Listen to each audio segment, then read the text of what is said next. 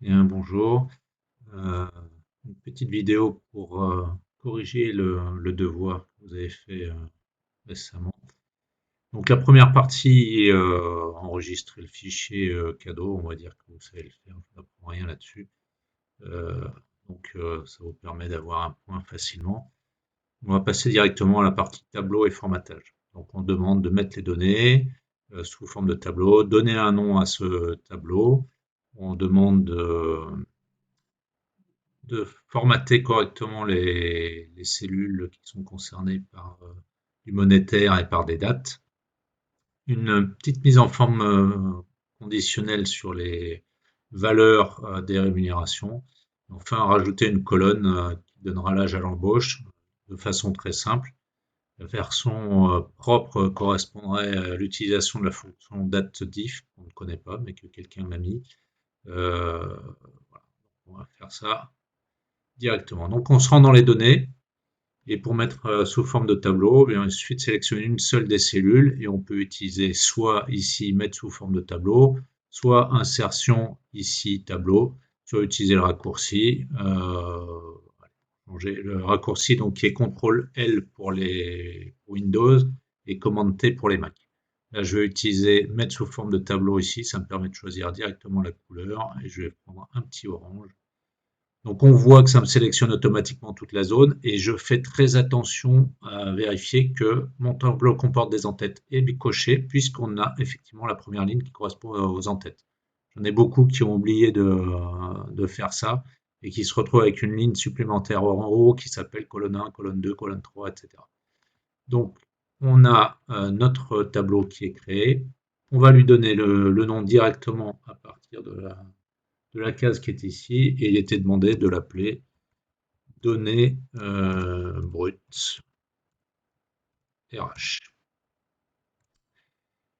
Euh, voilà. On me demandait ensuite pour la date d'embauche. Ici, c'est une date. On va sélectionner toute la colonne. Puisqu'on est sous un tableau, il suffit de déplacer la souris pour avoir cette petite flèche noire. Je clique dessus. Et bien, je vais dans Accueil et je vais ici, dans le format de nombre, décider que ça sera une date courte. Et de la même manière, avec la rémunération, je vais lui dire que je veux alors un format monétaire et puis je vais m'abstenir des chiffres après la virgule. Je vais donc utiliser cette petite icône ici. Sinon, on peut faire apparaître le format de cellule en faisant un clic droit également pour arriver ici et faire varier le nombre de décimales à cet endroit-là. Par la suite, on me demande un format, une mise en forme conditionnelle pour tout ce qui dépasse 70 000 euros. Alors, j'ai déjà sélectionné ma colonne. Beaucoup m'ont sélectionné également l'entête. Alors le problème, bah, c'est qu'en faisant ça, l'entête prend également la mise en forme conditionnelle, puisqu'on a du texte et que c'est supérieur à un nombre pour Excel. Donc là, on va juste contenter d'appliquer une règle, mise en surveillance des cellules qui sont supérieures à. Il y a juste à définir la valeur. Ça nous propose la médiane, mais ici, ce qui était demandé, c'était 70 000 euros. Et je demandais à ce qu'il y ait n'importe quoi, sauf la valeur par défaut, juste pour montrer qu'on était capable de changer. Je vais prendre ici remplissage vert avec le vert foncé et je fais OK. J'ai ma mise en forme conditionnelle. On voit bien que tout ce qui est supérieur à 70 000 euros se retrouve avec ce formatage. Là, c'était une mise en forme conditionnelle simple puisque c'est uniquement pour la cellule.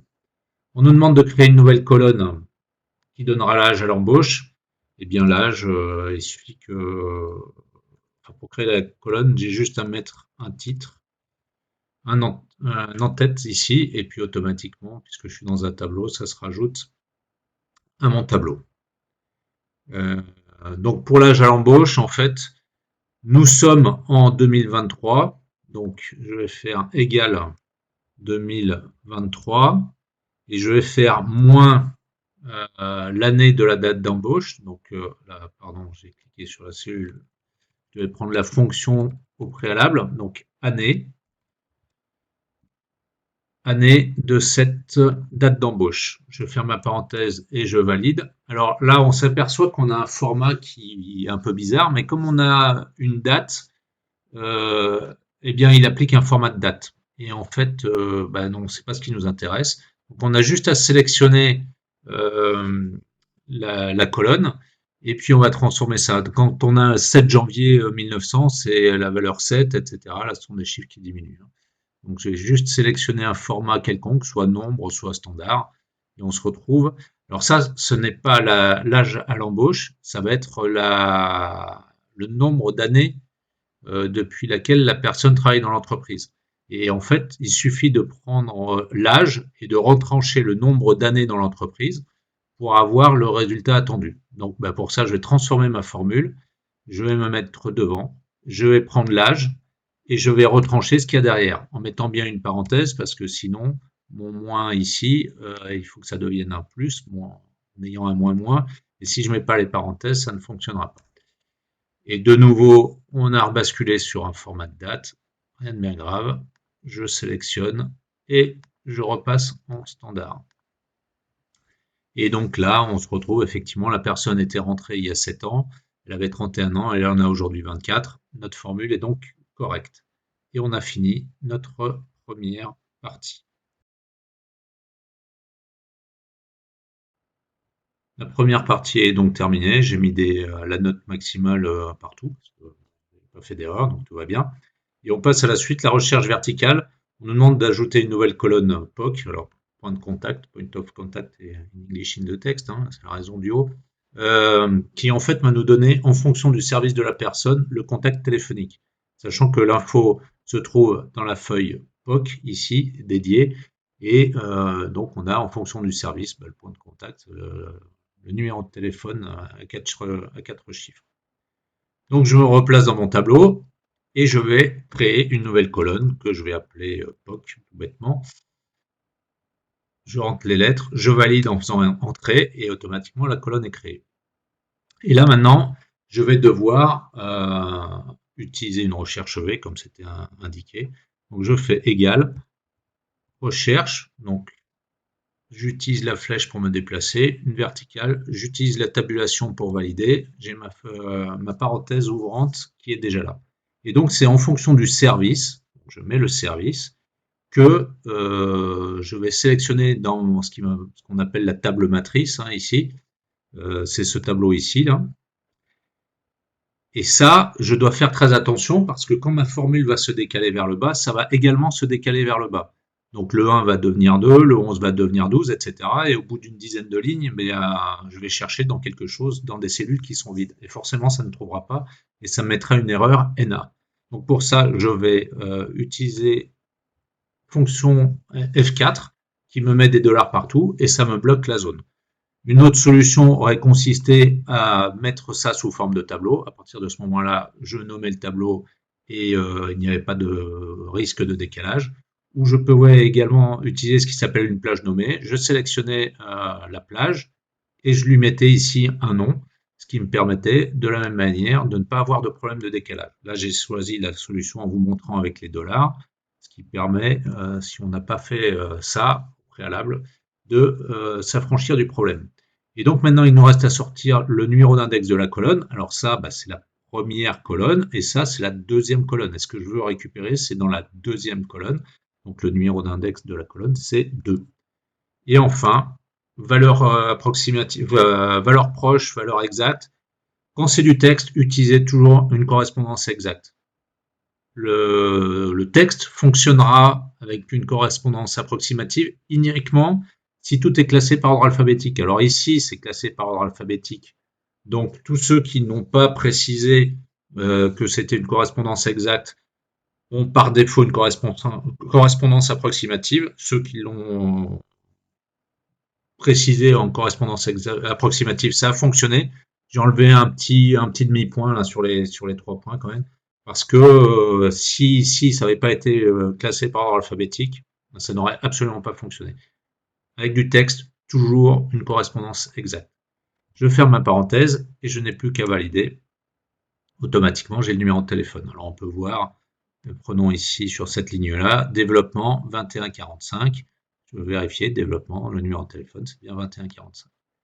Il y avait moyen de faire ça autrement. On pouvait très bien faire ça avec un si condition, par exemple, ou des si imbriqués, mais Il y en aurait eu beaucoup, c'est beaucoup plus rapide d'écrire une recherche V ou une recherche X d'ailleurs. Et puis bon, ça faisait partie du programme. C'est quelque chose qu'on avait vu ensemble l'année dernière, sur laquelle vous m'aviez fait un exposé normalement, pour ceux qui étaient déjà dans la classe l'année dernière. Et puis qu'on a revu sur la première séance. Et je vous avais dit dans mon mail avant le cours qu'il y en aurait. Donc normalement, c'était pas une surprise. Bien, la recherche V, c'est fini. On va pouvoir mettre les 3 points, encore une fois, parce qu'on a réussi. Et on va passer à la suite. Et la suite, qu'est-ce que c'est? Eh bien, une fonction si. On nous demande d'ajouter une colonne qui va s'appeler catégorie d'âge et qui classera catégorie junior, catégorie senior, ou sinon, il n'y a pas de catégorie pour les autres. Donc pour ça, on a donc 3 cas, moins de 30 ans, plus de 50, et entre les deux, ça nous fait donc 2 si imbriqués, puisqu'on a un si de moins que le nombre de cas. C'est parti pour écrire ça. Donc je vais dans mes données ici, je mets ma carte d'âge. Hop, j'aurais pu mettre un espace, on va rajouter. Je valide. Et donc, j'ai dit 2 si imbriqués. Alors je commence par le premier, égal si, et on va prendre donc si l'âge de la personne aujourd'hui est inférieur à 30. Donc j'ai écrit inférieur à 30. Alors cela, c'était strictement dans l'énoncé. Eh bien, ça doit me retourner le mot junior. Le mot étant du texte, je mets entre guillemets, j'ouvre mes guillemets, j'écris junior, et je me retrouve dans la valeur s'il faut après avoir mis mon point virgule. Et là, je me retrouve avec une nouvelle fonction si qui va me permettre de déterminer si j'ai plus ou moins de 50 ans. Alors je peux très bien écrire supérieur ou égal à 50, senior et puis rien, ou alors je peux écrire dans l'autre sens, inférieur à 50. La plupart des gens ont écrit supérieur parce que ça faisait partie de l'énoncé, donc je vais faire comme ça. Ma fonction si, je mets ma parenthèse, l'âge toujours, donc supérieur. Alors là, c'était un supérieur ou égal dans l'énoncé. Ceux qui n'ont pas fait attention, qui m'ont mis un supérieur strictement, j'aurais enlevé un petit pouillum de points juste histoire de dire, mais enfin, voilà, ça se sent pas sur la note finale, c'est insignifiant. Donc supérieur ou égal à 50, mon test logique, mon point virgule, la valeur si c'est vrai, eh bien c'est quelqu'un qui est senior. Du texte encore une fois, donc les guillemets, j'écris senior. Et là, si je n'ai ni moins de 30 ans, ni plus au moins 50 ans, c'est ce qui reste. Et là, on me demandait rien du tout, je mets rien, guillemets, guillemets. Je ferme ma parenthèse, elle est rouge, c'est mon deuxième si. Je referme la parenthèse, elle est noire, c'est mon premier si. Je n'ai plus qu'à valider. Et c'est terminé. L'étape suivante, c'était les tableaux croisés dynamiques. Alors, je me rajoute mes 3 points, puisque j'ai pas fait d'erreur sur mon site, tout va bien.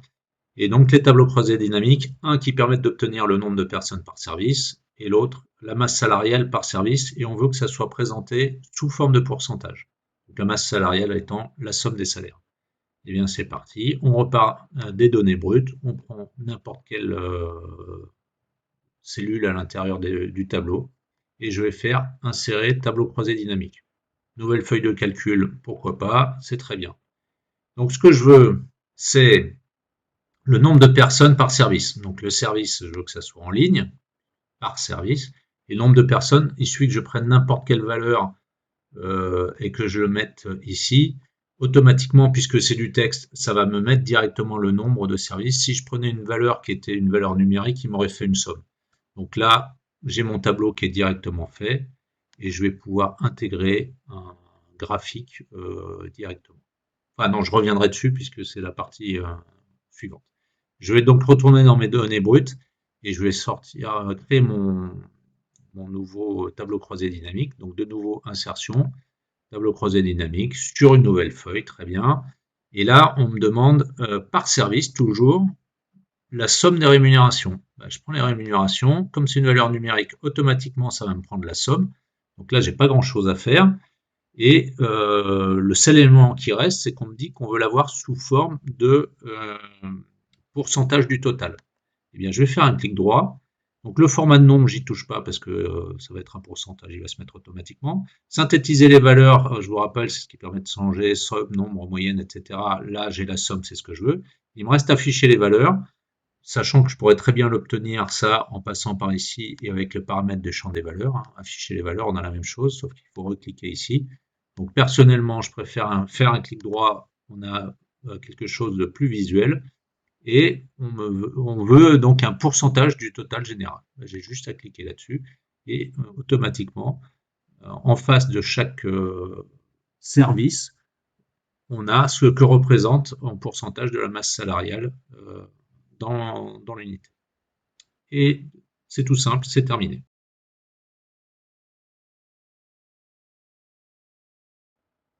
Donc j'ai fait mes deux TCD. Alors 2 points pour le premier TCD. Le deuxième, j'avais mis un troisième point pour le fait de réussir à utiliser les pourcentages.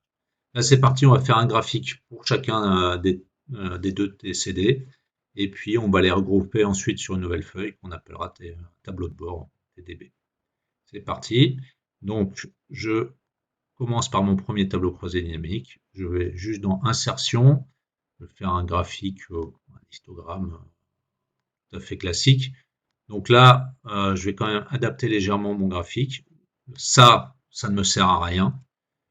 Ça, au total, ça n'a aucun intérêt. Je vais le remplacer par nombre de personnes par service. Je peux légèrement grandir, mettre en gras, souligner. Et les boutons, je vous demandais de les masquer parce que c'est très moche. Donc masquer tous les boutons de champ sur le graphique. Voilà. Après, je peux mettre des étiquettes de données, je vous rappelle, en utilisant ici. C'était pas demandé, mais allez, on va le faire ici, juste pour le fun. Et puis, donc quand j'ai les étiquettes de données, en fait, en général, ce que je fais, c'est que j'enlève ça et j'enlève ça aussi, puisque on a déjà les infos sur les étiquettes. Ça permet d'avoir un peu plus de taille pour nos informations. Je peux les mettre en gras légèrement plus gros. Ça, pareil, je peux le mettre en gras pour que ça soit un peu plus lisible. Voilà. On va en rester là sur ce graphique. On va passer au graphique suivant qui se trouve ici. Donc là, il y en a pas mal qui m'ont fait pour changer un graphique. Donc, je vais dans Insertion et qui m'ont fait un camembert. Alors pourquoi pas, sachant que pour un camembert, là, il y a quand même beaucoup de valeurs. En général, un camembert, c'est adapté pour 4 jusqu'à 5, mettons.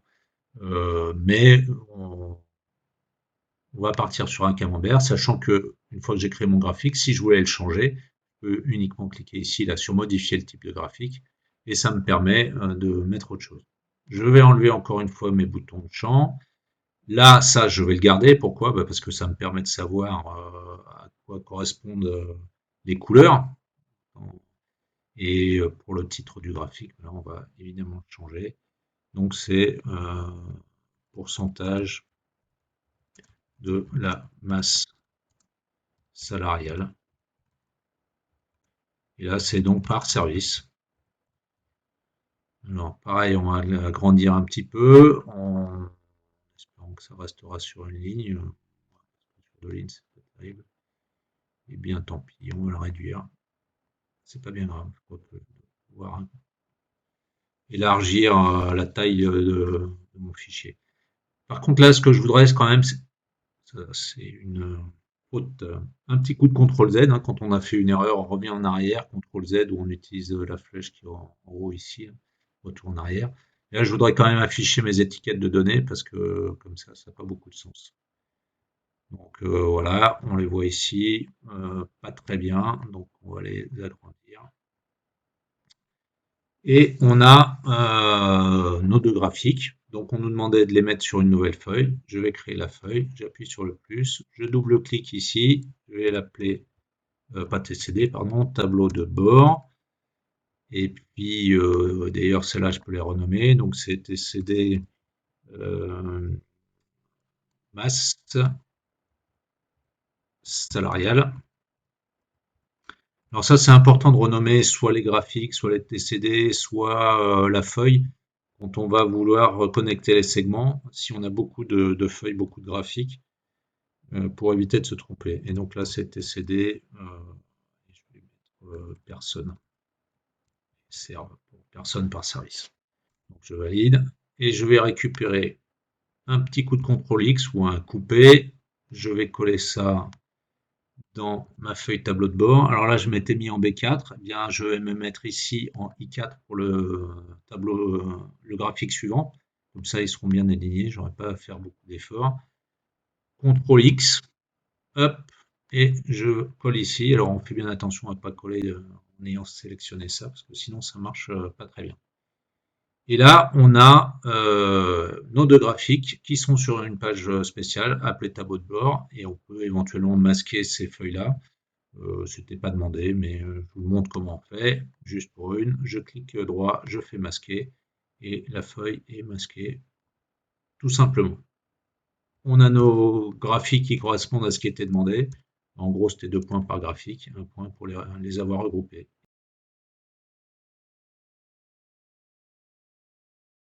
Et donc après les graphiques, il nous reste le segment et la chronologie. Enfin, le segment tout court, et en fait il n'y avait pas de chronologie, mais je les ai mis ensemble dans le titre parce qu'en fait c'est exactement le même principe. Et bien donc on va partir de notre tableau de bord, on prend un graphique, n'importe lequel des deux, on clique dessus, et là on va pouvoir aller dans la partie analyse des graphiques pivotants. Alors c'est un nom différent sans doute sur les Mac, hein. Et je vais pouvoir insérer un segment. Le segment, j'avais demandé à ce que ça soit sur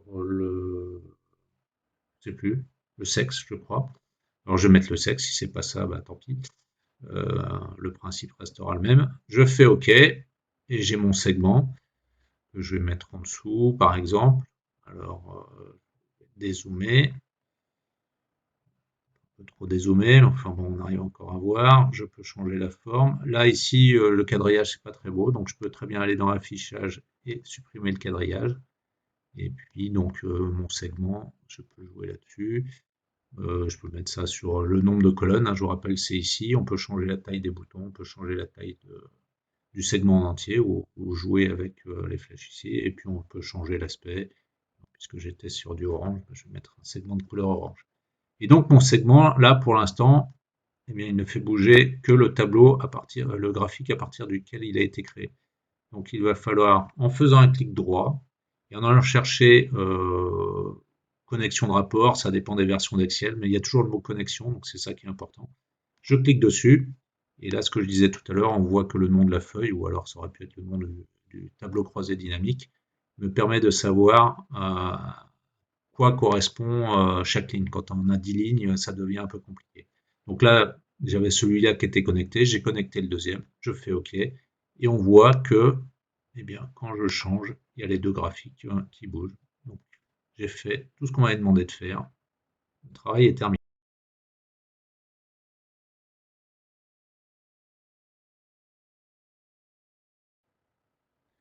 Petit bonus, la notation, vous avez vu que je rentrais des notes dans les cases ici, mais en fait tout ça pour dire, ça, à gauche on a la note max, et en fonction des notes qu'on a rentrées ici, eh bien, vous avez la possibilité d'estimer votre note là-haut. Donc 20 sur 20 évidemment, puisque c'est bon.